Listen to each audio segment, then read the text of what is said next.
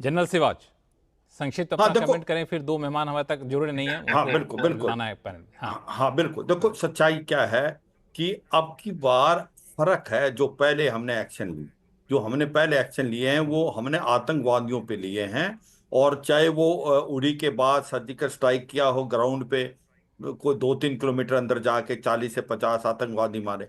और उसके बाद जो पुलवामा के बाद बालाकोट किया आपने, खैबर पख्तूनख्वा गए, मगर आपने उन आतंकवादियों के ट्रेनिंग कैंप को हिट किया। मगर अब की बार आप उनके आका पाकिस्तान की आर्मी और पाकिस्तान की आईएसआई, अगर आप पाकिस्तान की आर्मी और आईएसआई को हिट करेंगे तो इसका मतलब आप एक प्रकार जब हिट करेंगे पाकिस्तान रिस्पॉन्ड करेगा। क्या वो चुप रह जाएगा? इसका मतलब कि आपको फिर काउंटर करने का, आपको एस्केलेशन लैडर तो देखना है ना।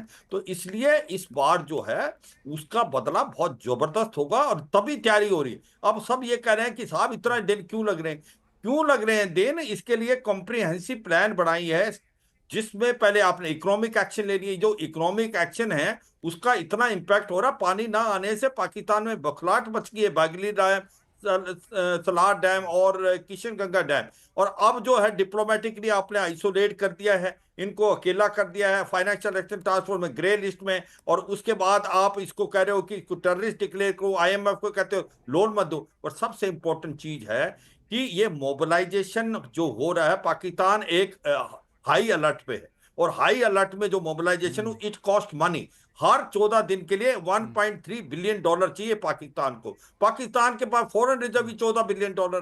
तो आप जितना डिले करोगे अपना मिलिट्री एक्शन, इतना घबराहट भी है। और पाकिस्तान जो है वो एक प्रकार से ड्रेन आउट हो रहा है। और हो क्या रहा है कि आपके इस एक्शन से पाकिस्तान ने अपने ट्रुप्स मूव कर लिए हैं आपके अपने वेस्टर्न बॉर्डर से। वो कौन से? बलूचिस्तान से भी और खैबर पख्तूनख्वा में। अगर उसने बलूचिस्तान और खैबर पख्तूनख्वा से मूव करके ईस्टर्न बॉर्डर पर लेके आ गया भारत की तरफ, तो वहां पर अभी बलूचिस्तान जो है वो, जो बीएलए है वो अब फ्रीडम ले सकता है। वो अब बहुत जम के हमले करेगा। टीटीपी जो है वो खैबर पख्तूनख्वा में। तो ये एक बड़ी सोची समझी साजिश के तहत भारत जा रहा है। बड़ी और सोची भारत समझी इसको साजिश निचोड़ के देगा। तहत भारत और जा रहा है, और मैं ये कहता हूं निचोड़ बहुत देगा तगड़ा आपके। एक्शन होगा। मैं ये कह रहा हूं बस एक बहुत तगड़ा लास्ट एक्शन में, होगा। ये लक्ष्मण, ये हाँ। बहुत तगड़ा एक्शन होगा।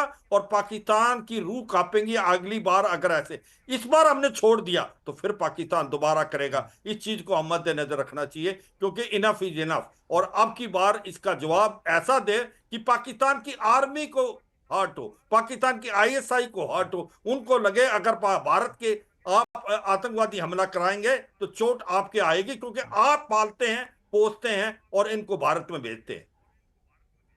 बिल्कुल, इस पे आगे भी चर्चा करूंगा, लेकिन अनिल पद्मनाभन साहब हमारे साथ हैं, अर्थव्यवस्था पे काफ़ी पैनी नज़र रखते हैं। पद्मनाभन साहब, आपको विशेष तौर से मैंने रिक्वेस्ट करके इसमें आमंत्रित किया है शो में। इसके पीछे खास मकसद था, मैं ये समझना चाह रहा था कि ठीक है, जैसा कि मैंने पहले कहा भी, लोगों में गुस्सा है। जनरल सिवाज साहब को आपने सुना भी कि ऐसे ही सबक सिखाया जाएगा, अगली बार वो हिम्मत ना करे। लेकिन हर युद्ध की अपनी एक कीमत होती है। हम लोग उस कीमत को चुकाए बगैर क्या हम युद्ध नहीं लड़ सकते? लक्ष्मण जी, पहले तो मैं साफ करना चाहता हूँ कि जो युद्ध की रणनीति है, शायद मिलिट्री हो या आर्थिक हो, ये सरकार से बढ़िया और कोई जानता ही नहीं है। हम लोगों कोई के हम कोई जानता अनुमान नहीं लगा है। सकते हैं, हम बाहर हैं। तो ये जब हम्म। मैं ये कैविएट में दे रहा हूँ आपको, ताकि मतलब होलिस्टिक व्यू नहीं नहीं नहीं, है हम लोग हमारा, जितने क्योंकि हम लोग बाहर। हम लोग जितने लोग बैठे हुए हैं, सब लोग बाहर के हैं। सरकार क्या कर रही है वाकई किसी को नहीं पता, पता होना भी नहीं चाहिए। पता होता तब भी हम लोग डिस्कस नहीं करते, संवेदनशील मामला होता है। हाँ। बिल्कुल। तो बाहर से जब अनुमान लगाते हैं हम, तो मुझे मुझसे अगर पूछोगे तो मुझे लगता है आर्थिक सबसे बड़ी कमजोरी पाकिस्तान की जो है, आर्थिक है। अंदरूनी जो भी गड़बड़ हो रहा है वो अलग बात है, वो एक अनरेस्ट है, बट आर्थिक स्थिति उनकी बहुत ही नाजुक है। भारत की आर्थिक स्थिति उनसे 10 गुना बड़ा है, ये तो सभी जानते हैं। तो आर्थिक में कोई कंपैरिजन नहीं है। तो अगर हम, और आजकल जो युद्ध का जो नया फॉर्मेट आया है, वो आर्थिक मुद्दों पर ही लड़ा जाता है। जैसे कि रूस का जब सैंक्शंस किया, तो अमेरिका ने पूरे वो अ, ये जो क्रेडिट कार्ड्स के पूरे का बैकएंड बंद कर दिया, तो ताकि वो अपना ट्रांजैक्शन ना कर सके। तो इसी तरफ जब चीन और अमेरिका के बीच में मतभेद बढ़ रहे हैं, तो दोनों ने ट्रेड में पाबंदियां लगा दी। वो ग्रीन मिनरल्स जो हमारे ईवीज वगैरह में जाते हैं, चीन उसका कंट्रोल करता है पूरा प्रोसेसिंग, उन्होंने पाबंदियां लगा दी। तो ये आर्थिक जो लीवर होते हैं वो काफी अच्छे हैं। भारत के पास काफी लीवर हैं। एक तो आपने उदाहरण दिया इंडस, ये वाटर ट्रीटी से हम भारत मुकर गया है, बोला कि आतंकवादी जब तक आप ये करते हो तो इसका मतलब ही नहीं है, ट्रीटी का वैलिडिटी नहीं है।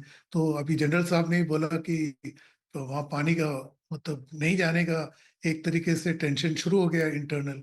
दूसरा है जो इनके जो लोन है, वर्ल्ड बैंक हो या आईएमएफ, पाकिस्तान का जो कर्जा है वो करीब 150 बिलियन डॉलर है। और उनकी जो ये पूरी इकोनॉमी की साइज कुछ 400 बिलियन डॉलर नहीं है। तो आप सोचिए इनका कर्जा कितना कितना ज्यादा है। तो अब इनको, और ये कर्जे से कर्जे पे जीते हैं। तो आज इनफैक्ट आज टाइम्स ऑफ इंडिया में एक बहुत ही अच्छा लेख लिखा है एक विशेषज्ञ ने, उन्होंने भी यही बोला है कि जो बीसीसीआई, जो हमारा क्रिकेट का जो कंट्रोल है, जिस तरीके से उन्होंने पाकिस्तान को जकड़ दिया है, वो हर तरीके से उनका पूरा रिसोर्स जो जाता है, बीसीसीआई सबसे रिचेस्ट है दुनिया में। तो उन्होंने मना कर दिया कि वहाँ नहीं खेलेंगे, उनसे एंगेजमेंट भी नहीं है उनके, ना टीम यहाँ आते ना हमारी टीम जाते। तो इनको बहुत ही आर्थिक नुकसान हुआ है। तो आप पाकिस्तान क्रिकेट की हालत देखो, तो वही स्थिति अगर भारत आर्थिक लीवर यूज करे तो वो भी बन सकता है। तो दबाव जो है मिलिट्री नहीं है, हर तरीके से होगा हमारे हमारे अनुमान से। और इसमें आर्थिक जो है मेरे मेरे हिसाब से बहुत ही महत्वपूर्ण लीवर है आपके पास। शुभंकर मिश्रा, आर्थिक लीवर जो है वो बहुत ही इम्पैक्टफुल होता है, बहुत ही महत्वपूर्ण होता है, खास तौर से आधुनिक जमाने में हमने देखा भी दुनिया के अलग अलग उदाहरण के तौर पर। आप क्या मानते हैं? लक्ष्मण जी, आपको और सारे पैनलिस्ट को मेरा नमस्कार और जय हिंद। देखिए, जो अनिल जी ने बात की और जिस तरीके से शिवा सर ने और वोरा सर ने बताया और प्रभु सर ने बताया, चूंकि मैं लास्ट में आया हूं तो उन चीजों पर रिपीट करने का कोई मतलब नहीं है। बट जहां तक आर्थिक मुद्दों की बात है, आपको याद होगा जनरल जियाउल हक के टाइम पे पाकिस्तान ने एक रणनीति की थी, ब्लीड इंडिया बाई 1000 कट्स। हमको बस कुछ नहीं करना, इसको थोड़ा सा मॉडिफाई करना है, bleed Pakistan in 1000 ways. Now out of this 1000 ways हमने बहुत सारे तरीके इस्तेमाल करने शुरू कर दिए हैं। इंडस वाटर ट्रीटी को एवेंस में डालना पहला है, एयर स्पेस बंद करना दूसरा है, वीजाज कैंसिल करना तीसरा है। आपको ये समझना पड़ेगा कि जिस तरीके से अभी तक हम लोग सोच रहे थे कि आतंक का जो सपोर्ट सिस्टम है और जो आतंक की बुनियाद है वो पाकिस्तान आर्मी और आईएसआई है, मेरा एक इस पर डिफरेंट टेक है। मुझे लगता है कि आतंक की जो बुनियाद और आतंक का जो क्रक्स है और जो उसका सेंटर है वो पाकिस्तान आर्मी के अलावा पाकिस्तान की सिविलियन पॉपुलेशन भी है।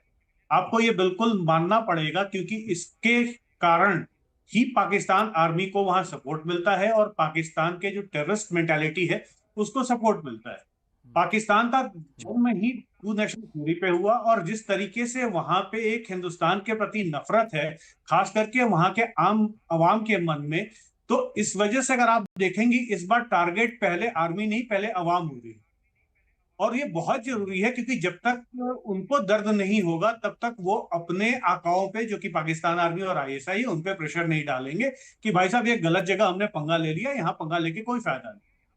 पाकिस्तान की हालत उस पागल कुत्ते की तरह है जिसके ऊपर पेट्रोल छिड़क दिया गया है, और आपने किसी पेट्रोल छिड़के हुए कुत्ते को अगर देखा हो किस तरह का बेचैन होकर भागता रहता है, वही हालत पाकिस्तान की हो गई है। कभी रात को इनके सूचना प्रसारण पगला जाते हैं और बोलते हैं कि 36 घंटे में हमारे ऊपर हमला हो रहा है, तब से 72 घंटे हो गए, अभी तक तो हमला हुआ नहीं।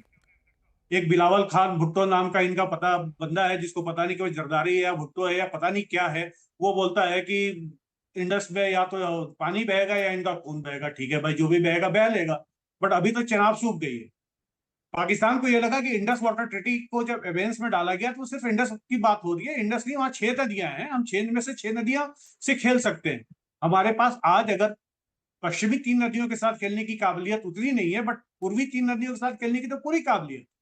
और आप देखिएगा इसका नतीजा अगले 3 महीने में पंजाब सूबे की खास करके जिस तरीके से फसलें बर्बाद होंगी, उसका पूरा नतीजा और वहां की जनता में जो आतंक मचेगा, और वो आतंक जब वो पाकिस्तानी इस्टेब्लिशमेंट पे उसका असर आएगा, तब जाके हमारा काम काफी आसान होगा।